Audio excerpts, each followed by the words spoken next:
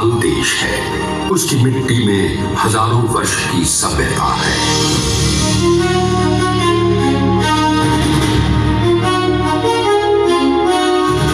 पर उसी मिट्टी में गहरी दरारें भी थीं। कुछ लोग ऊंचे सिंहासनों पर बैठते थे और बाकी लोग उन्हीं सिंहासनों की मिट्टी में दबे रहते। 791 की एक रात मध्य प्रदेश के कस्बे महू में एक बच्चे ने जन्म लिया।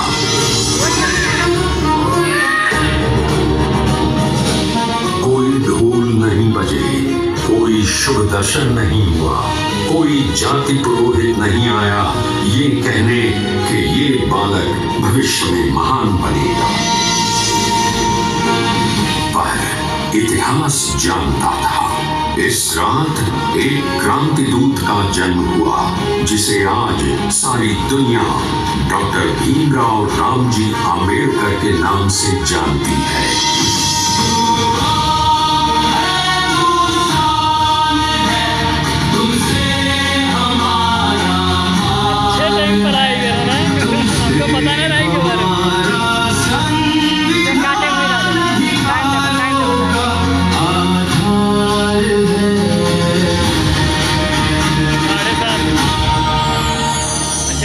वीडियो बना हम कहीं कहा चालू हुए। भीमराव की माँ भीमाबाई बीमार रहती थी। पिता रामजी सेना में थे, अनुशासन में ढले हुए, पर गहरी पीड़ा से भरे। भीमराव के जन्म के कुछ ही वर्षों में माता का निधन हो गया। एक रात पिता और छोटा भीमराव घर के बाहर बैठे थे। आसमान में तारे थे। भीमराव धीरे से पूछता है, बाबा, माँ कहाँ चली गई? वहीं जहाँ दर्द नहीं होता बेटा। हमारे घर में दर्द क्यों होता है? स्कूल में सब हंसते हैं, कहते हैं मैं अछूत हूँ।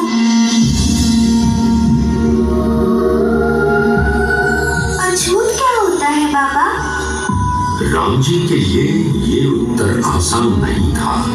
वे चुप रहे, फिर धीरे से बोले, अछूत ये शब्द दुनिया ने बनाया है बेटे, भगवान ने नहीं। लोग मानते हैं कि कुछ लोग छूने से भी गंदे हो जाते हैं, पर याद रखना, गंदगी शरीर में नहीं सोच में होती है। मैं गलत नहीं हूँ, दुनिया गलत है। तुम बिल्कुल गलत नहीं। एक दिन तुम भी बताओगे दुनिया को कि इंसान क्या होता है।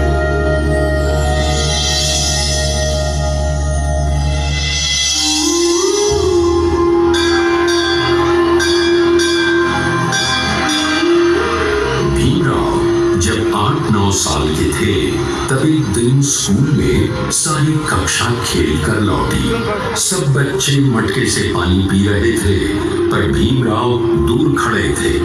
गला सूख रहा था, पर कदम ठहरे थे। गुरुजी आए। भीम, तुम पानी क्यों नहीं पीते? गुरुजी, मटके को हाथ नहीं लगा सकता, सबको अच्छा नहीं लगेगा। मोहन, बोतल से पानी डाल दे इस पर, ऊपर से मुंह मत लगाना। भीमराव नम आंखों से गुरुजी को देखते हैं। गुरुजी, क्या मैं अलग हूँ? गुरुजी नजरें चुरा लेते हैं।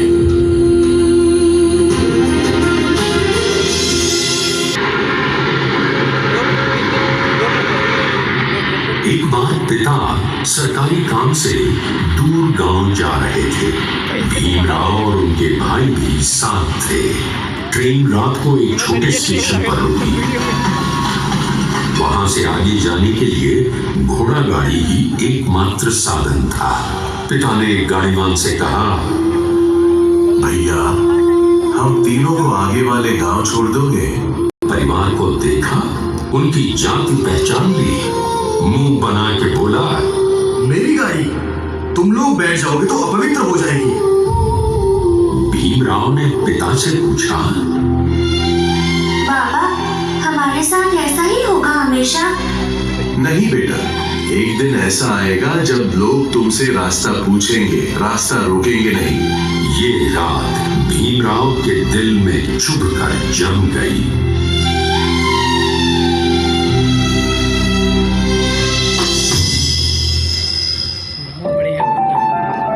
एक शाम स्कूल से लौटते हुए भीमराव अकेले रास्ते पर चल रहे थे।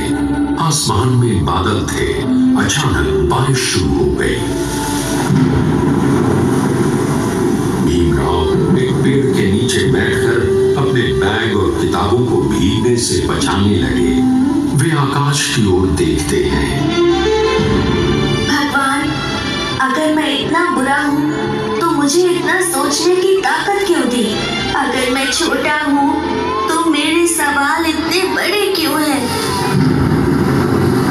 हवा में सिर्फ बारिश की आवाज थी। कोई जवाब नहीं आया, पर भीतर एक आवाज उठी। मैं बदलूंगा, मैं बहुत कुछ बदलूंगा। और ये संकल्प आने वाले वर्षों की दिशा बन गया। भीमराव अब उम्र में आगे बढ़ रहे थे, पर उनके मन में बचपन की चोटें अभी भी कच्ची थीं। वे जान चुके थे कि इस समाज के रास्ते सामान्य लोगों के लिए आसान नहीं हैं और उनके लिए लगभग बंद। लेकिन उन्होंने वही किया जो कमजोर मनुष्य शायद सोच भी ना सके। उन्होंने लड़ाई का मैदान चुना, किताबें। भीम, इतना क्यों पढ़ते हो बेटा? बाकी बच्चे शाम को खेल रहे हैं। बाबा, मैं खेल सकता हूँ, पर खेल कर क्या मिलेगा? पढ़कर शायद मैं बदल सकता हूँ वो सब जो मुझे चोट देता है। भीम फिर किताबों में खो गया।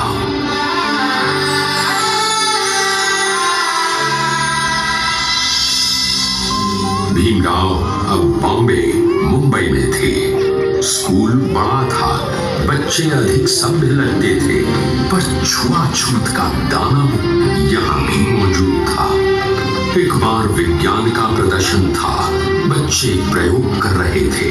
भीमराव अपने ग्रुप के पास पहुंचे ही थे कि एक बच्चा चिल्लाया, अरे भीम, मत छूना, हमारा सामान अपवित्र हो जाएगा। हाँ, इसे दूर रखो, ये अलग है। अलग? कैसे? क्या मेरे हाथ तुम्हारे हाथों जैसे नहीं? क्या मेरा खून लाल नहीं? बच्चे चुप हो गए। शिक्षक दूर से देख रहे थे, पर कुछ बोले नहीं। भीमराव उस दिन घर लौटे तो उनके कपड़े तो सूखे थे, पर मन बिल्कुल भीगा हुआ था। पर उसी स्कूल में एक शिक्षक थे, कृष्ण काशीबा। उन्होंने भीमराव को बुलाया। भीम, आज तुम्हारी आंखें बुझी बुझी क्यों है? भीमराव ने पहले चुप्पी साधी, फिर टूट पड़े। गुरुजी, क्या मैं सच में अलग हूँ? क्या मैं मनुष्य नहीं? अगर मैं इतना बुरा हूँ तो फिर भगवान ने मुझे दिमाग क्यों दिया? कृष्ण काशीबा हिल गए। उनकी आंखों में आंसू थे। नहीं नहीं, जो ये दुनिया नहीं देख पा रही है, मैं देख रहा हूं। तुम पत्थर नहीं, अग्नि हो। और याद रखना, अग्नि चाहे कितनी भी रोकी जाए, जलने का रास्ता खुद बना लेती है। लेकिन याद रखें, ज्वाला जहां सब कुछ स्वाह कर सकती है, वही रोशनी का स्रोत भी हो सकती है। तुम्हें ये चुनना है कि अपने अंदर आग का तुम कैसे प्रयोग करते हो। ये वाक्य भीमराव की जीवन यात्रा का प्रारंभिक ईंधन बन गया।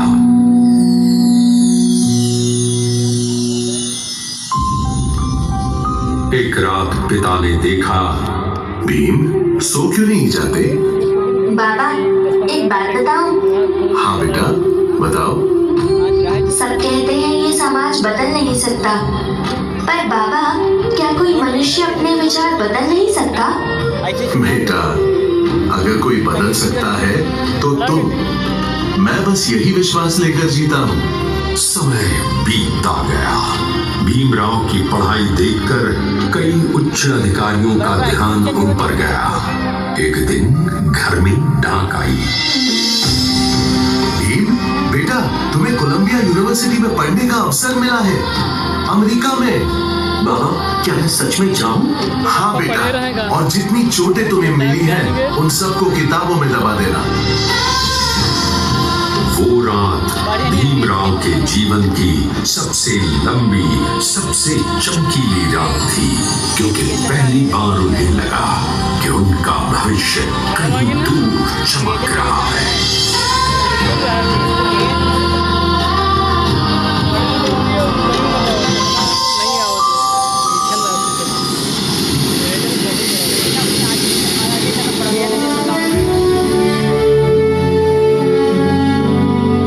समुद्र बड़े लोगों के लिए रोमांच होता है, पर छोटे लोगों के लिए डर।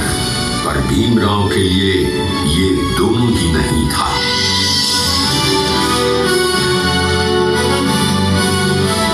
अमेरिका की धरती पर कदम रखते ही भीमराव को हवा भी अलग लगी। शायद आजादी की थी।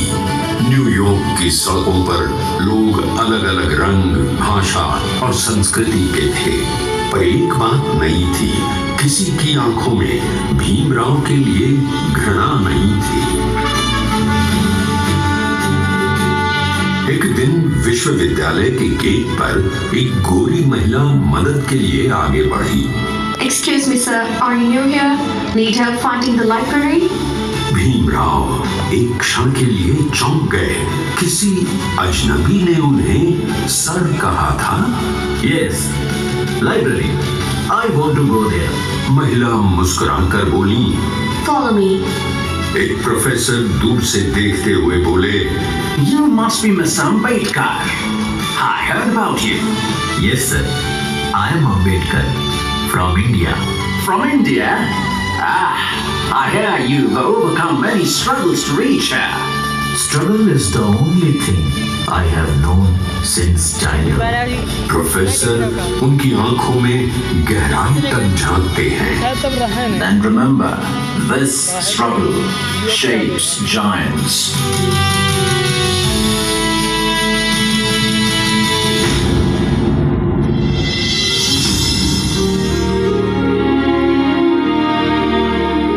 भीमराव सुबह क्लास जाते, दोपहर लाइब्रेरी में, रात को अपने छोटे कमरे में किताबों से घिरे रहते।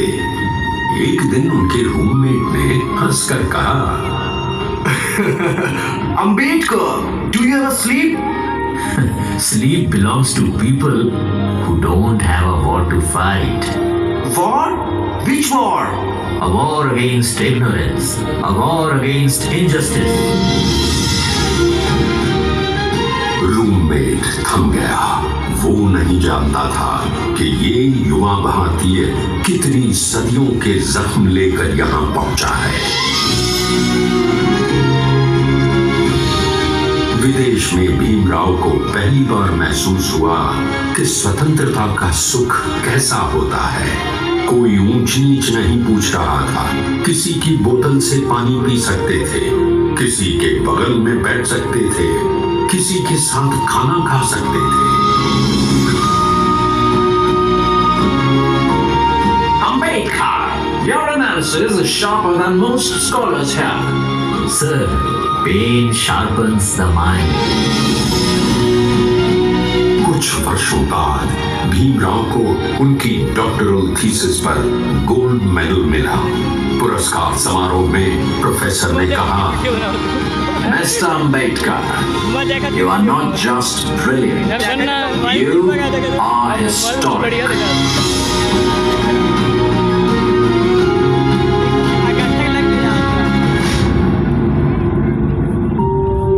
अमेरिका के बाद वे इंग्लैंड संघर्ष दुगुना था। न नौकरी, न पैसा, न कोई सहारा। एक बार महीने भर वे सिर्फ ब्रेड और चाय पर जिए। एक दोस्त ने पूछा, Ambedkar, why don't you take rest?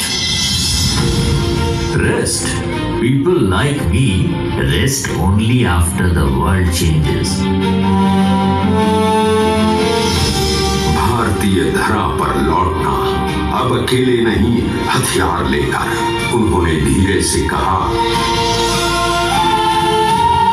अब मैं लौट रहा हूं, खाली हाथ नहीं। शिक्षा मेरा अस्त्र है, विचार मेरा वज्र है और सत्य मेरी ढाल। भीमराव ने धरती पर कदम रखा, मिट्टी को छुआ, हल्के से माथे से लगाया। यही मेरी जमीन है, यही मेरा रण क्षेत्र। भीम, मेरा बेटा लौट आया। भीमराव झुककर पिता के पैर छूते हैं। बाबा, मैं खाली हाथ नहीं आया। अब मेरे पास शब्द है, विचार है, तर्क है, इतिहास है। अब लड़ाई बराबरी की होगी बाबा। राम जी की आंखें भर आती हैं। बस बेटा, अपना आपा मत खोना। तुम आग हो, पर आग भी अगर संयमित हो तो सूरज बनती है। बाबा, मैं सूरज नहीं बनना चाहता। मैं चाहता हूं कि हर झोपड़ी में एक छोटा सा दीपक जल सके।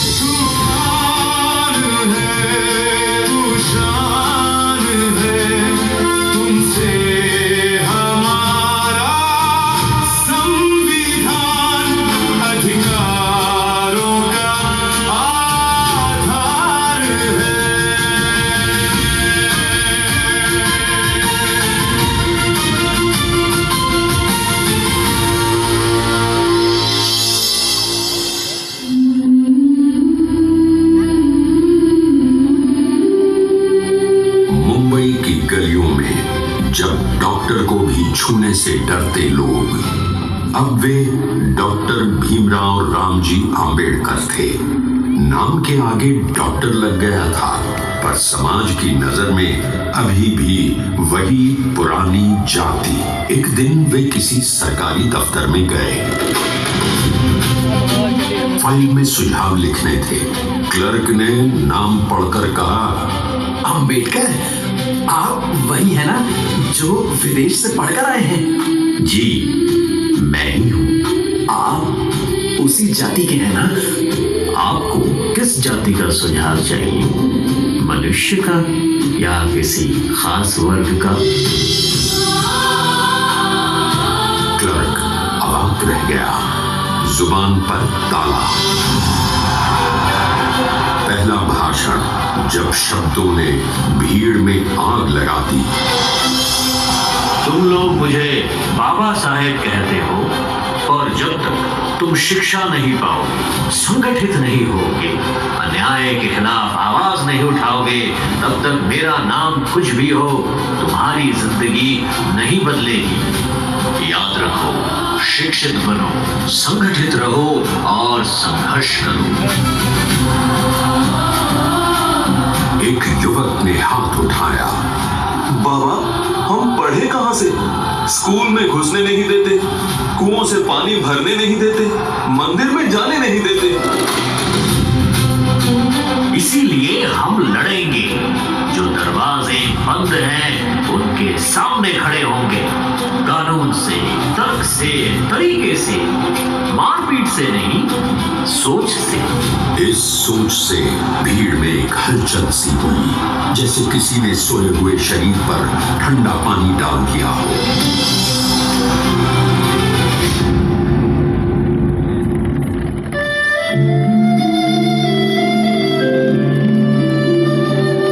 महाराष्ट्र का एक छोटा सा कस्बा माड़, वहां एक सार्वजनिक तालाब, चवदार तालाब।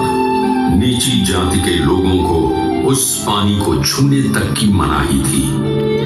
डॉक्टर आंबेडकर ने निश्चय किया, अब ये दीवार गिरेगी। उन्होंने पूरे इलाके में संदेश भिजवाया, महाड़ चलो। ये लड़ाई पानी की नहीं, समता की है। तुम्हारे जाने के बाद अगर हम पर हमला हो गया तो हम पर जो होगा उसका इतिहास गवाह होगा, पर अगर आज हम खड़े न हुए तो आने वाली पीढ़ियां हम पर शर्मिंदा होंगी। हजारों लोग नारे लगाते हुए तालाब की ओर बढ़े।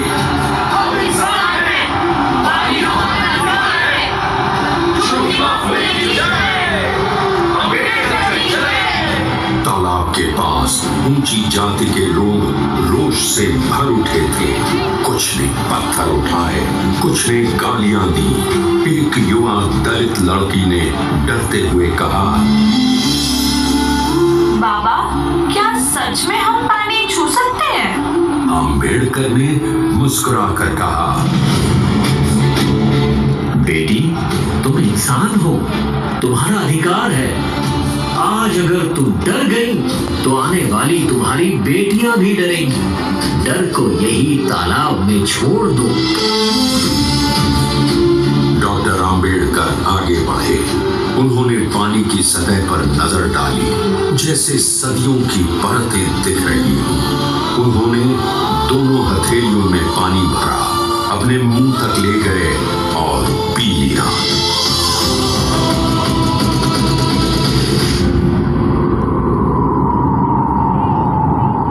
कुछ पल के लिए समय जैसे ठहर गया। फिर एक साथ हजारों हाथ आगे बढ़े। सबने पानी को छुआ, अपने मुंह से लगाया और रो पड़े।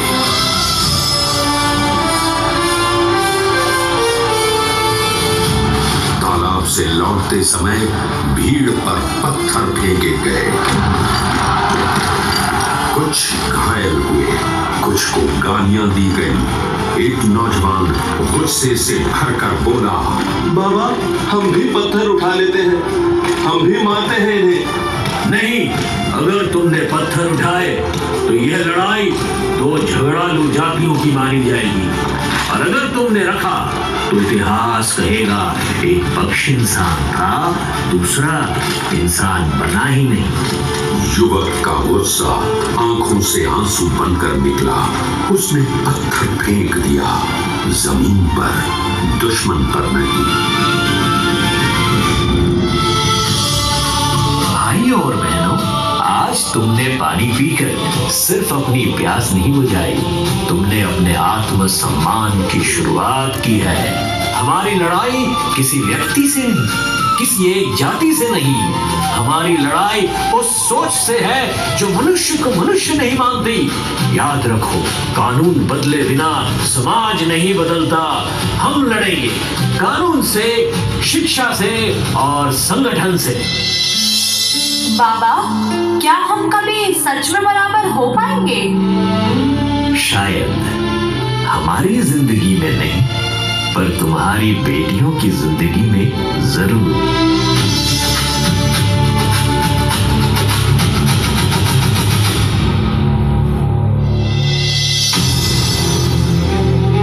महाड़ के बाद डॉक्टर आम्बेडकर ने लेख लिखे, कानूनी दलीलें दी, समाज को झकझोरने वाले भाषण दिए।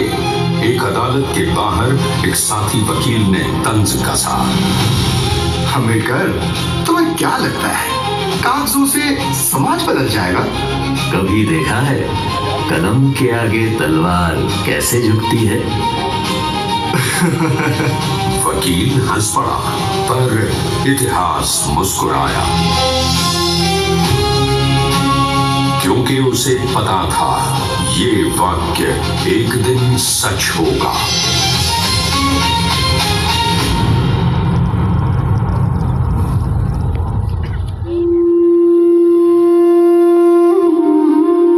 पत्रिकाएं और विचारों की क्रांति। एक युवा पाठक ने उन्हें पत्र लिखा। आम्बेडकर ने पत्र पढ़कर धीरे से अपने आप से कहा, यही तो चाहता हूं मैं कि तुम सोचो, डरना छोड़ दो। समय के साथ दलित समुदाय ने अंबेडकर को अपना नेता मानना शुरू किया। एक छोटी सभा में कुछ बुजुर्ग आए। बाबा, आप हमारी आवाज हैं, आप हमारे नेता बनिए। मैं नेता नहीं बाबा, मैं तुम्हारा प्रतिनिधि हूँ, और जब तक तुम खुद नहीं उठोगे तब तक मेरी आवाज अधूरी रहेगी। अंबेडकर अब सिर्फ नाम नहीं, एक आंदोलन बन चुके थे।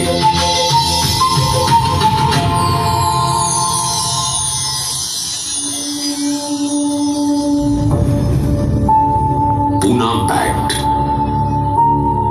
जब राजनीति और दर्द आमने सामने हुए। साल था 1932। ब्रिटिश सरकार ने अलग